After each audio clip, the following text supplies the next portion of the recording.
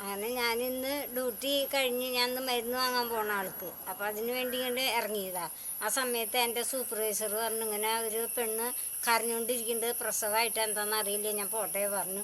താത്ത വരുന്നുണ്ട് ചോദിച്ചപ്പോൾ ഉണ്ട് പറഞ്ഞു. ഞാൻ പിന്നാലെ ഓടിച്ചെന്നു. ചെന്ന് നോക്കുമ്പോൾ ഇത് പ്രസവത്തിൻ്റെ സമയമായി. അപ്പോൾ പോലീസുകാരൊക്കെ അങ്ങനെ ചുറ്റും നിൽക്കുന്നുണ്ട്. ആംബുലൻസിൽ കൊണ്ടുപോകാൻ പറഞ്ഞാൽ ആംബുലൻസ് വന്നിട്ടുമില്ല.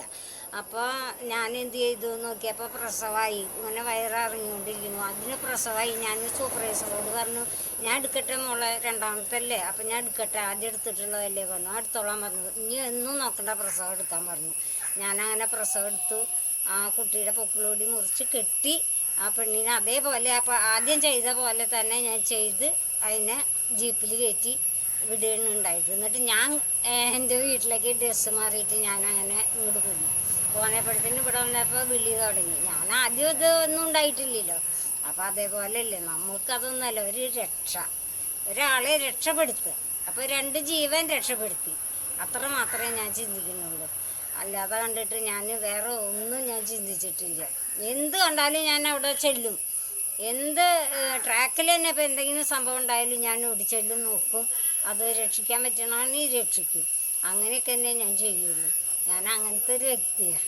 ഇത്രയും വർഷമായിട്ട് 10 വർഷം ഞാനിപ്പോൾ റെയിൽവേയിൽ ജോലി ചെയ്ത ആളാണ്. എന്നിട്ടിപ്പോൾ വീണ്ടും കയറിയിട്ട് 6 മാസമായി. അങ്ങനെ എപ്പോഴും ഒന്നും കൂടി ചെയ്യാനായി. ഇനി ദൈവം അങ്ങനെ അനുഗ്രഹം തരുമ്പോൾ ഞാൻ ചെയ്തുകൊണ്ടിരിക്കും. എൻ്റെ മൂത്ത മോള് നേഴ്സാണ്. അപ്പോൾ അവൾ ഇങ്ങനെ ബുക്ക് വേണമെന്ന് ചോദിക്കുമ്പോൾ ഞാൻ അങ്ങനെ ചോദിച്ചറിയും. അങ്ങനെ അവൾ പറഞ്ഞു, അമ്മ ഇത്ര 4 വിരലിങ്ങനെ വെച്ച് നോക്കിയിട്ടാണ് പൊക്കുകൂടി മുറിക്കേണ്ടത്.